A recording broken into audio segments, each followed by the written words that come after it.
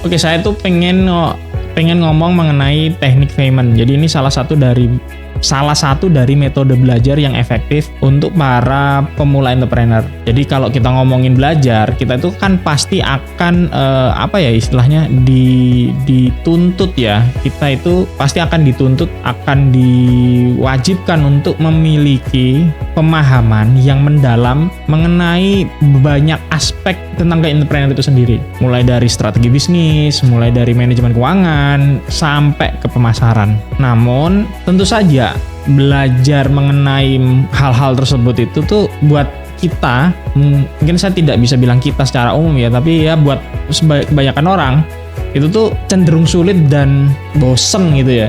Nah, teknik Feynman sendiri ini adalah salah satu dari metode belajar yang bisa dibilang itu efektif dan bisa membantuin kita untuk memahami materi-materi mengenai entrepreneurship itu dengan lebih mudah dan tentu saja lebih efektif. Nah, teknik ini sendiri itu penekanannya itu kepada pemahaman konsep dari entrepreneurship itu sendiri dan kemampuan kita untuk menjelaskan apa yang kita pahami itu dengan bahasa yang sederhana, dengan bahasa yang bisa kita pahami dengan lebih baik. Nah, terus gimana langkah-langkahnya untuk belajar mengenai teknik Feynman? Nah, tentu saja yang pertama, kita itu harus pilih topiknya gitu loh. Kita harus memilih topik apa dulu yang mau kita pelajari. Misal, kita mau belajar mengenai strategi bisnis. Ya udah, kita ngulik dulu tentang strategi bisnis. Terus, misal kita ngomongin mengenai manajemen keuangan. Ya udah,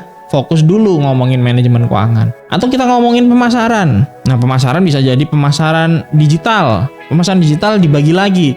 Oh, saya mau ngomongin pemasaran digital tapi untuk media sosial. Nah, media sosial dibagi lagi. Jadi, kita wajib untuk memilih topik dulu yang sesuai sama yang kita inginkan dulu. Terus, setelah kita pilih topik, kita kemudian nyobain untuk jelasin topik-topik yang akan kita pelajari tadi dengan bahasa-bahasa sederhana, dengan kata-kata yang simple, kepada diri kita sendiri dulu. Jadi ya ngomong sendirilah gitu, ngomong kepada diri sendiri, jadi muhasabah lah gitu.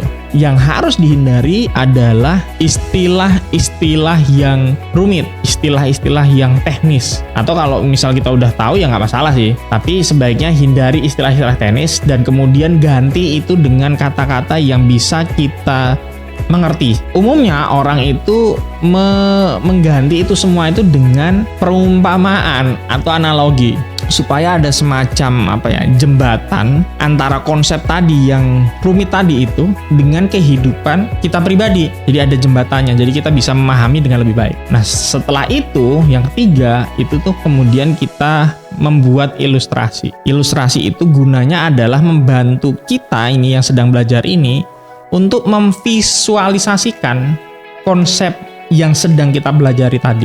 Gambar atau visualisasi sederhana dari suatu proses tadi itu kita tuangkan dalam bentuk visual. Ide tadi itu kita tuangkan dalam bentuk visual yang kemudian bisa kita pahami. Apa gunanya itu kita tuangkan dalam bentuk visual? Nah, supaya kita itu bisa melihat peta pikiran kita yang menunjukin hubungan antara ide dalam kepala kita sehingga pemahaman yang kita mau capai tadi bisa lebih kuat.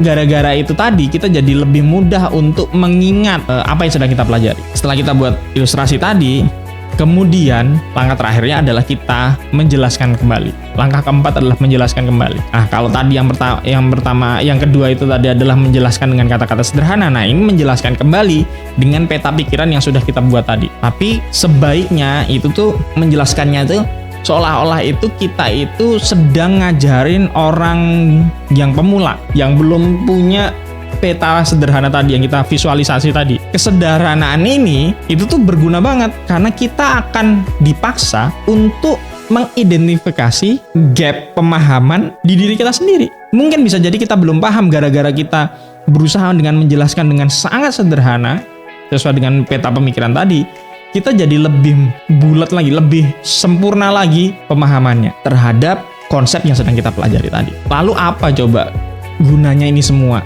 teknik Feynman ini? Nah, kalau saya sendiri itu menyimpulkan teknik Feynman ini itu tuh akan maksain kita untuk mikirnya itu lebih kritis. Karena kita dipaksa untuk kreatif dalam menemukan cara yang paling mudah untuk menjelaskan materi-materi yang sedang kita pelajari tadi. Yang kedua, ini bakalan bantuin kita untuk mengidentifikasi, ya tadi kan ada peta visualnya ya, hal-hal yang belum kita pahami. Setelah diidentifikasi, kita jadi lebih mudah kan untuk kemudian menjelaskan itu semua.